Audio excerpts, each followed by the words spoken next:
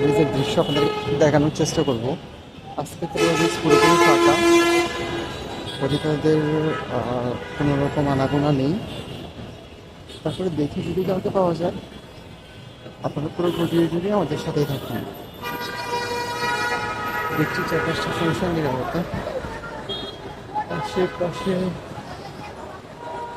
নেই, এ পাশটাও একদম ফাঁকা,